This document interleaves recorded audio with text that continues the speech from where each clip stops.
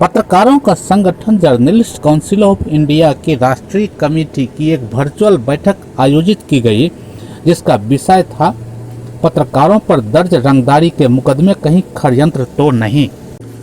इस मौके पर जर्नलिस्ट काउंसिल ऑफ इंडिया के राष्ट्रीय अध्यक्ष अनुराग सक्सेना ने कहा कि पत्रकारों पर फर्जी रंगदारी के मुकदमे को दर्ज होने से पूर्व प्रकरण की निष्पक्ष जांच नितांत आवश्यकता है।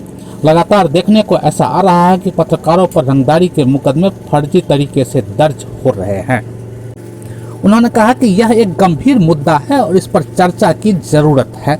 राष्ट्रीय अध्यक्ष ने कहा कि किसी भी समाचार को प्रकाशित करने से पूर्व दूसरा पक्ष लेना भी पत्रकारिता में आवश्यक है, अन्यथा एक पक्षी समाचार को दिखाने पर समाचार की विश्वसनीयता पर ही प्रश्न चिन्ह लग जाता है। उन्होंने कहा कि ऐसे में आवश्यक है कि प्रकरण की पहले निष्पक्ष जांच हो तथा जांच के आधार पर ही आगे की कार्रवाई हो। राष्ट्रीय अध्यक्ष ने बताया कि इस संदर्भ में जल्द ही एक पत्र संगठन की ओर से केंद्रीय सूचना एवं प्रसारण मंत्री को भेजा जाएगा। उन्होंने कहा कि अभी तक ऐसा कोई कानून नहीं है जिससे पत्रकारों को संरक्षण मिल सके। ऐसे में गैर मान्यता प्राप्त पत्रकार पर में आरोप लगते रहते हैं और तुरंत तथाकथित पत्रकार व फर्जी पत्रकार की उन्हें संज्ञा दे दी जाती है।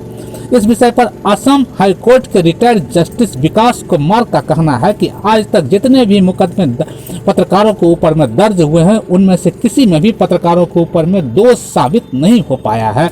उन्होंने कहा कि इससे यह स्पष्ट हो जाता है कि पत्रकारों पर में जो भी मुकदमे दर्ज हो रहे हैं, फर्जी तरीके से दर्ज हो रहे हैं। पूर्व जस्टिस का यह भी कहना है कि यह पत्रकारों को बदनाम करने की एक साजिश सी लगती है। वरिष्ठ पत्रकार आरसी श्रीवास्तव ने वर्चुअल मीटिंग में कहा कि लोकतंत्र में पत्रकारिता की अनिवार्यता इस संबंध में और बढ़ जाती है। उन्होंने कहा कि यदि लोकतंत्र के तीनों स्तंभों द्वारा जाने अनजाने ऐसा कार्य किया जाए जिसमें आम शहरी को दिक्कत या असुरक्षा पैदा हो, तो ऐसी स्थिति में उसे उजागर करते हुए पेश किया जाए ताकि हर व्यक्ति को अपने सुरक्षित महसूस कर सके। डॉक्टर श्रीवास्तव ने कहा कि इस बीच परिभाषाएं बदल गई है।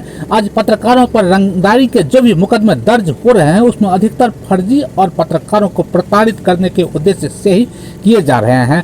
अतः हम पत्रकारों पर दर्ज मुकदमे को प्रकरण से पूर्व उसकी जांच होनी पूरी आवश्यकता है, ताकि पत्रकार अपना काम बिना किसी दबाव के और ईमानदारी पूर्वक कर सके।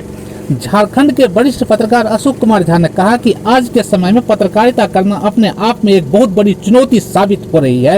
एक तरफ जहां सच को लिखना और दिखाना एक पत्रकार के नैतिक कर्तव्य है, वहीं सच को दबाने के लिए पत्रकारों के ऊपर में हर तरह से दबाव बनाया जाता है। इसके बावजूद हमारी एक पीड़ा को सुनने वाला यहाँ कोई भी नहीं है। उन्होंने कहा कि ऐसे में फर्जी मुकदमों को रोकने के लिए कारगर कानून बनाने के साथ ही पत्रकारों की पूर्ण सुरक्षा की समुचित व्यवस्था किए जाने की जरूरत है।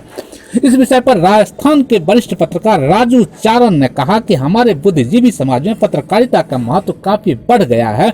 नए मीडिया जगत, छोटे क्षेत्रीय अखबारों व पोर्टल चैनलों ने योग्यता के आधार को समाप्त कर दिया है। उन्होंने चिंता व्यक्त करते हुए कहा कि पत्रकारिता से जिनका कहीं कोई लेना देना नहीं है, उन्हें थोड़े से पैसे की लालच में माइक आईडी के साथ थमा दिया जाता है। ऐसे व्यक्ति तथा कथित अपनी कमाई के चक्कर में लोगों को ब्लैकमेल करते हैं। यही वजह है कि अब लोगों का भरोसा पत्रकारों पर से उठने लगा है। अब आए दिन सुनने में आता है कि फला पत्रकार किसी को ब्लैकमेल कर रहा है, जिसके खिलाफ मामला दर्ज हुआ है। ऐसे ही लोग सच्चे पत्रकारों की छवि को धूमिल कर रहे हैं। वरिष्ठ पत्रकार संजय जैन ने प्रश्न चिन्ह लगाते हुए कहा कि कहीं यह लोकतंत्र के चौथे स्तंभ को धराशायी करने का कोई षड्यंत्र तो नहीं है।